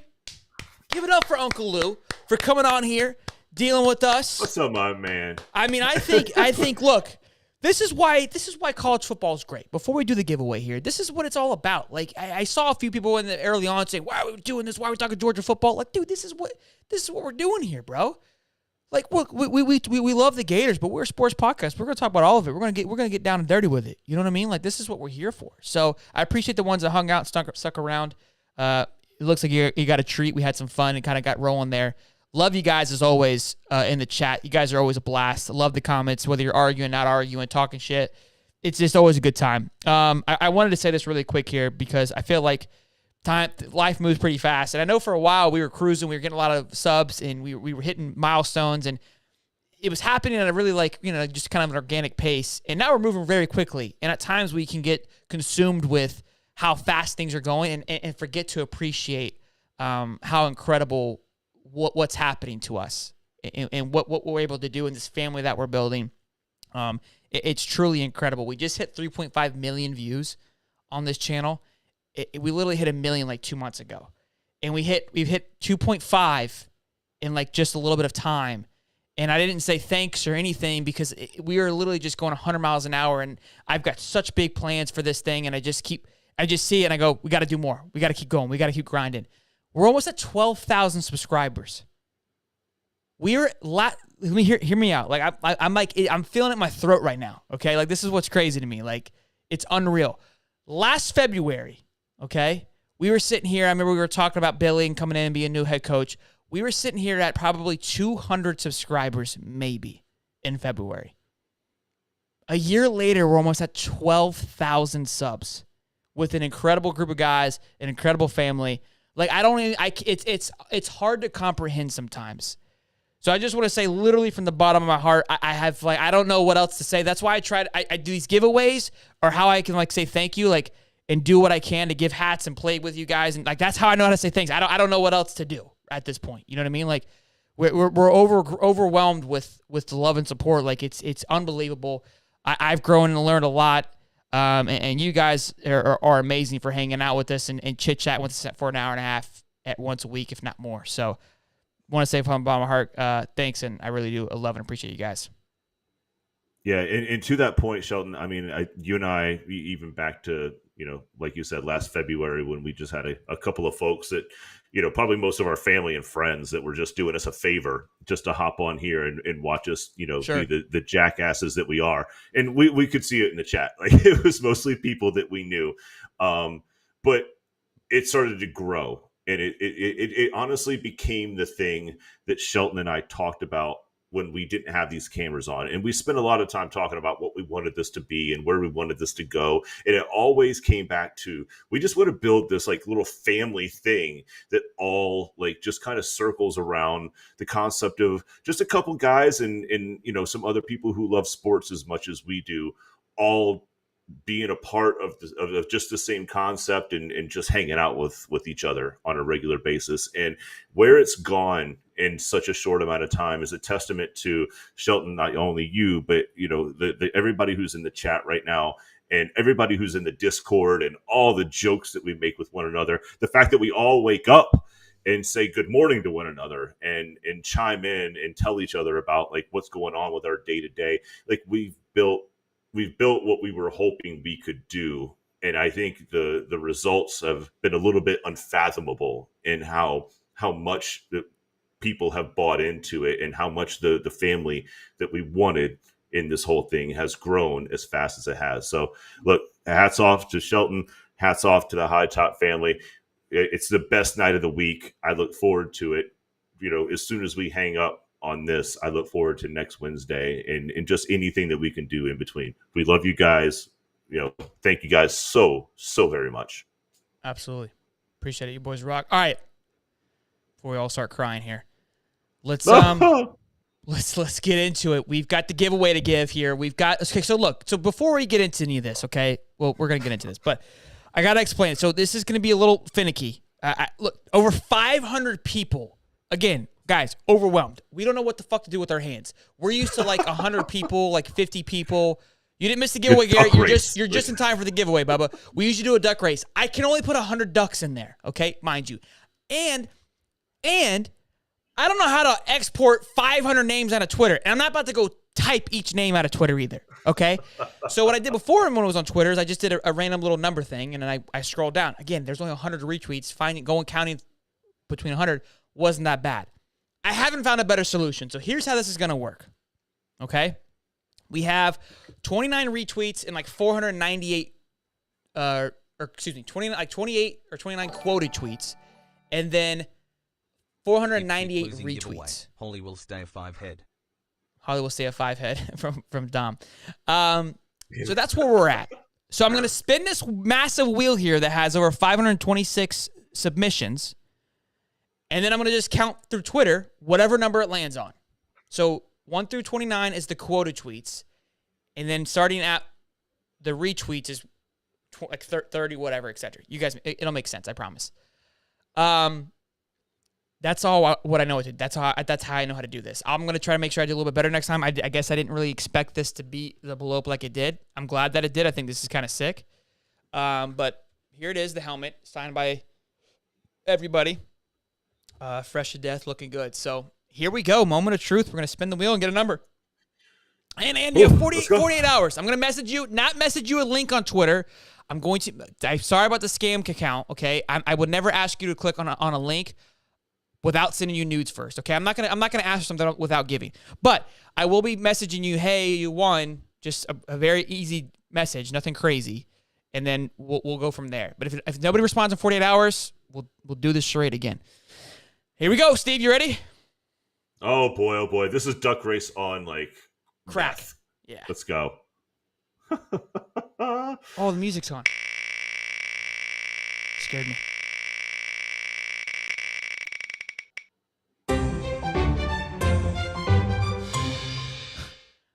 I hate myself.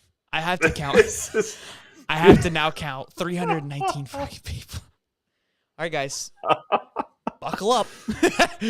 I was worried that this was going to happen, but I don't know what else to do. So we're at the top here, meaning the quota tweets are removed. So we're starting at 30. Okay, so this is going to be 30, 31, 32, 33, 34, 35, 36. I know this is dumb, but I don't know what else to do. 37, 38, 39, I'm just going to go. 47, 48, 50, 5, 6, 7, 8, 60. It's a horrible idea.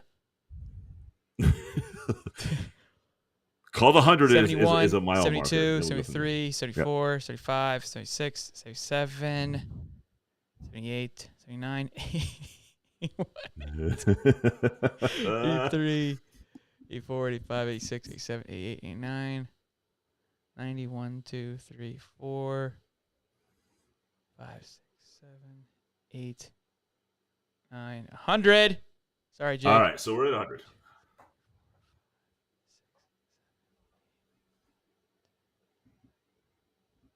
14.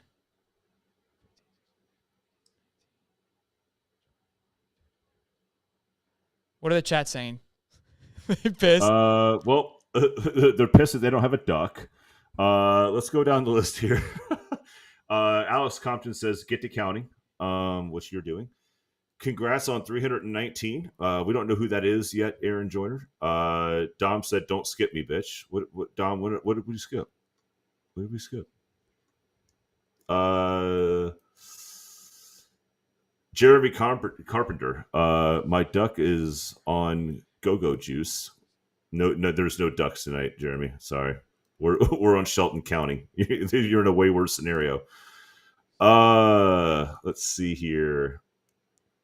Paul Vindola. I had no chance. Everybody had a chance, Paul. Everybody had a chance. Let's see here. Vindola wants Jeopardy music. We can't confuse Sheldon at this 200, point. 200. We're at 200 right now. All right, we're at 200. Oh, now we got hype music. There you go, guys.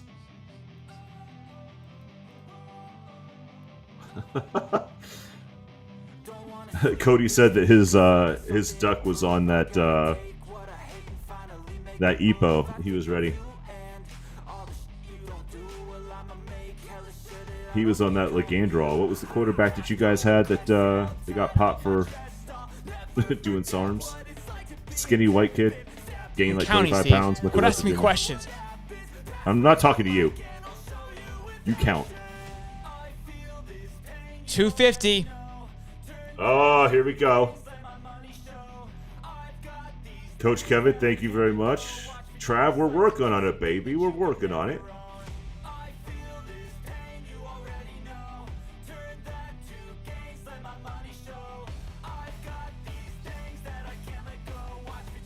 Will Greer. That's correct. Thank you, Cody. Will Greer was taking the not juice that got caught with the Legandrol. Isn't it odd he gets caught taking Legandrol and like gets kicked out of school? All right, 300. We have 19 is able to go to another. 19 to go. Oh, 19. 1, 19. 2, 3, countdown. 4, 5. Now, if they're not following me, they don't get it. So I'm going to move on from them. 6, 7, 8. So he's not following me. He wouldn't have won anyways. 9, 10, 11, 12, 13, 14, 15. If the person's not following me, I'm going to the next person. Okay, so go to 320. What was this, 15 I said? 15? 19, I thought. No, 15. No, yeah. I'm on 15. 15, 16, 17, 18. The next person I show you is the winner unless they are not following me. Oh. Florida Gator. And I want to say they said something like, I hope I win this for my kid or something. Does it say pending? What is that? They're following me, and they are a realtor in Gainesville. So congratulations, Andy R. Realtor. You won. There he is. Congratulations, Look at him. sir. Congratulations. We're going to message him right now and said, yo, playa. Wait, no. Hold on. Go back. I'm following him, too. Oh, that's cool. New besties. This is not a drill or a scam.